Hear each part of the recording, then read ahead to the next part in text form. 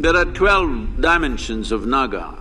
There is a 400-meter long serpent mound. Wherever Pratyahara happened, there Naga lived. Your Adishesha has to begin to uncoil and move if you want to know aspects beyond five senses. Where the five senses fail, there the work of the Naga begins.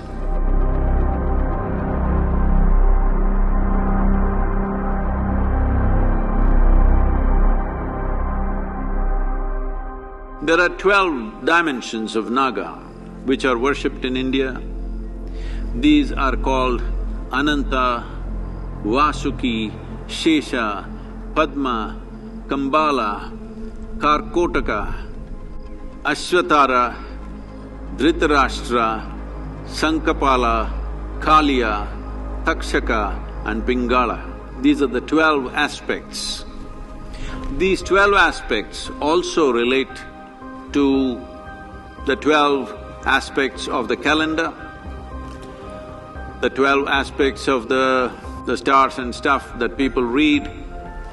In various cultures, literally across the world, you see symbolisms, symbolic proof. From 20,000 years onwards, you will see various artifacts around the world showing how snake played an important part in their mystical journey of those tribes in variety of places, from Russia to China, of course India, Africa, Egypt, Greece, South America, North America, everywhere you have serpent symbolism representing this. And in North America, we discovered there is a 400-meter long serpent mound in Ohio, 400 meters long, overlooking a very big crater which could have happened either because of an asteroid hit or maybe a gas burst, they're saying. We do not know how it happened. But a 400-meter long serpent built with mud, a mound, it's a serpent mound.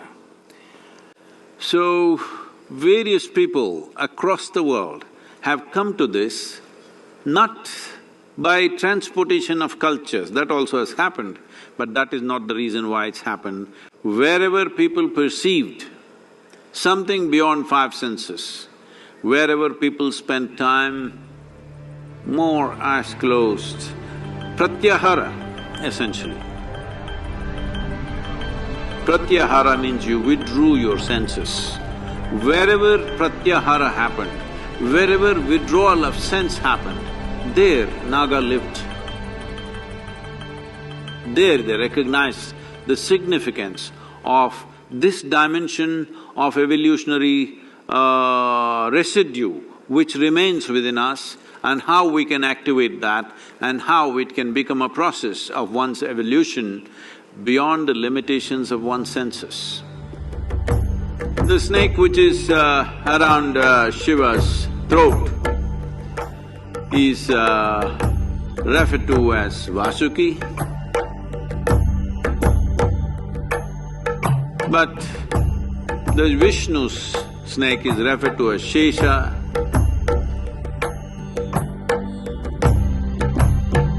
If you do not know this, those of you who learnt early part of your school, you did in local languages in southern India, if you did, either in… I do not know what's the word in Tamil, but in Telugu and Kannada, if you're learning mathematics, Shesha means remainder.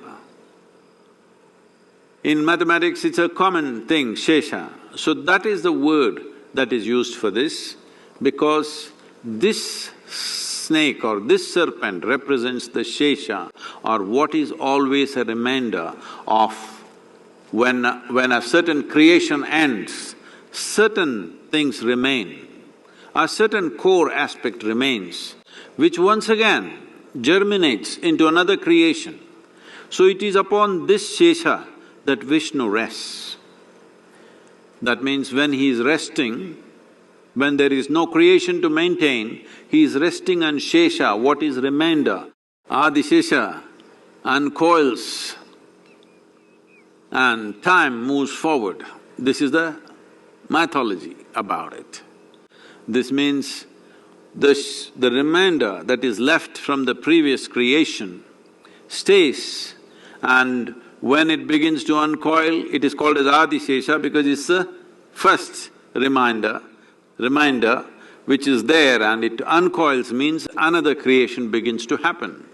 So this is a very profound aspect of life expressed in symbolic ways. So this Nagara Panchami or Naga Panchami today represents all this in the month of Shravana, on the fifth day.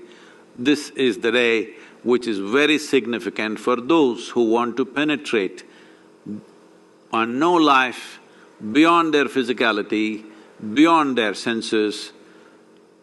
This is not just about experiencing or realization or liberation, this is about knowing. If you want to know, maybe not everybody wishes to know, that is okay. Some people just want to be free, they don't care to know, it's all right. But those who want to know, for them, this aspect of evolutionary reminder within you is very, very important. Otherwise, it doesn't really function whether you actually relate to the symbolism or not, but you have to invigorate that dimension. Your Adishesha has to begin to uncoil and move.